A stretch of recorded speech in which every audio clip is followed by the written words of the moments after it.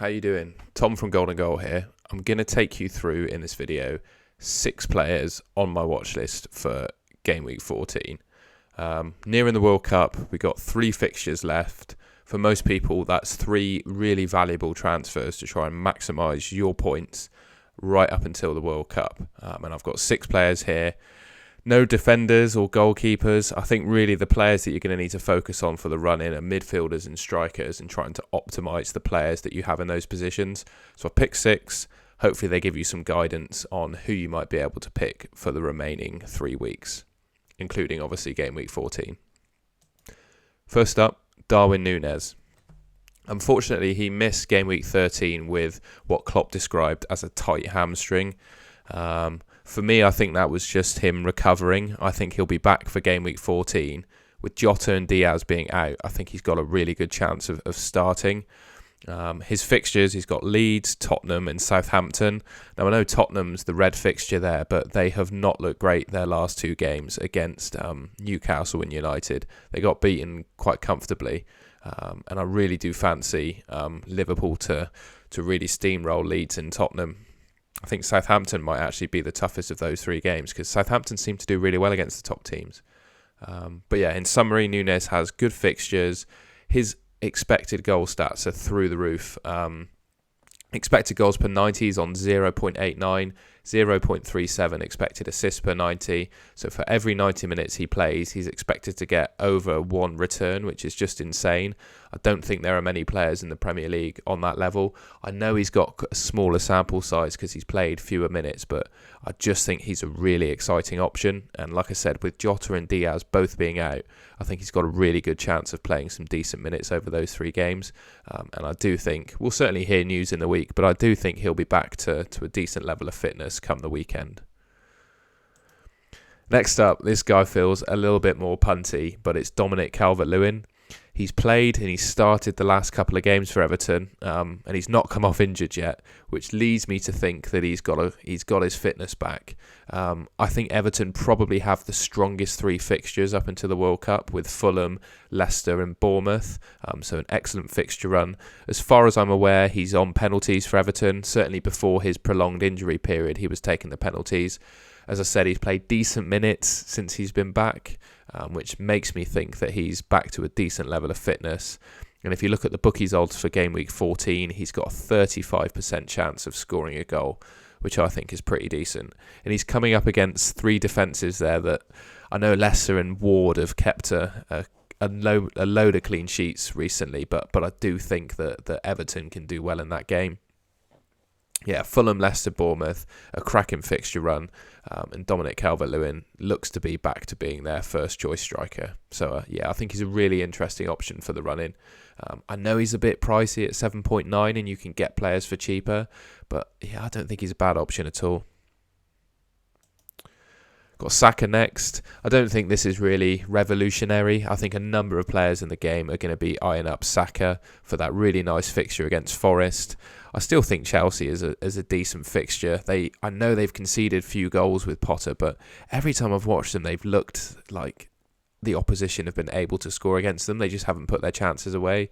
Like the Villa game, Chelsea didn't look great in that. I feel like Man United should have scored more than 1 goal in that game. Certainly in the first half, they were all over them. So I'd fancy Arsenal in all 3 of those games. I think the only consideration with Saka is his fatigue levels. He's played a lot of football recently, including European football, and he picked up a knock in their game last week in Europe.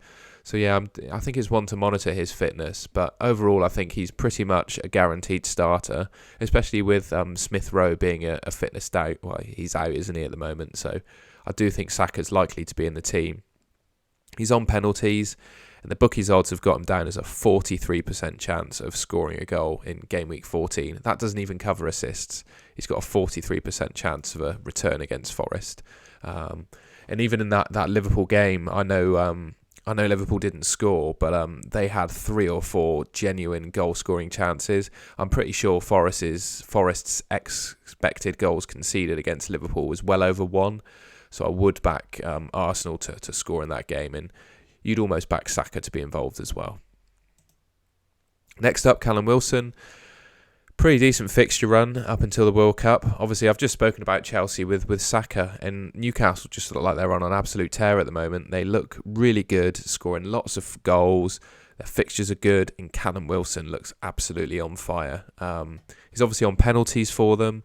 The bookies odds have him at a 40% chance of scoring in game week 14. Obviously, the real concern about Callum Wilson is his hamstrings. He can barely play 4 or 5 games in a row. But in my opinion, we don't really need to worry about that because he's got 3 games in 3 weeks to get through until the World Cup, and then we probably won't need him anymore. But I think for those 3 games, he's a fantastic option. His ownership's down at 2%.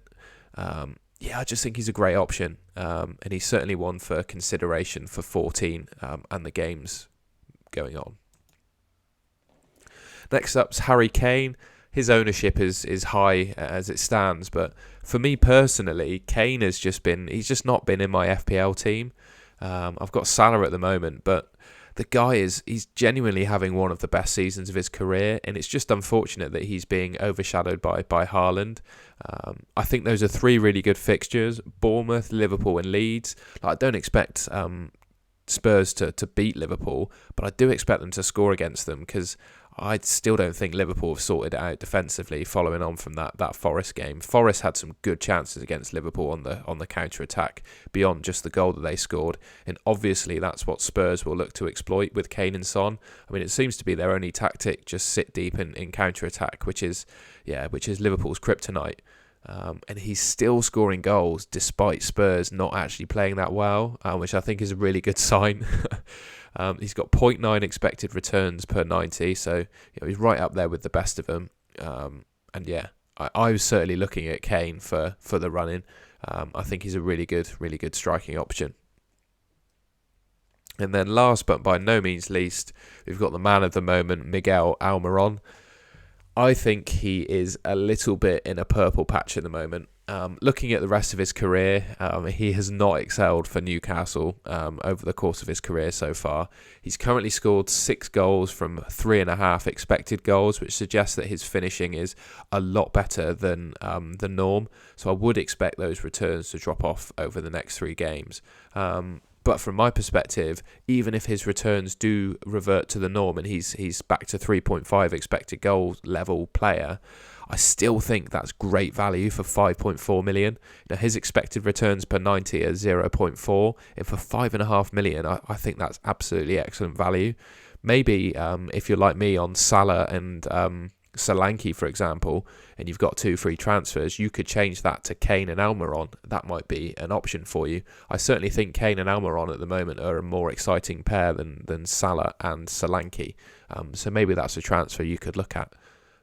But yeah, he's just taken up rank as the second highest scoring midfielder in the game, and he's 5.4 million. And I still think that 13.7% ownership, I still think that makes him a bit of a differential. Alright, well that concludes the video. 6 players there that I really like the look of for Game Week 14 onwards. If you enjoyed that, find it useful, leave a like on the video, subscribe to the Golden Goal channel, and I'll be back again this week with another couple of FPL videos. Until then, I'll see you later.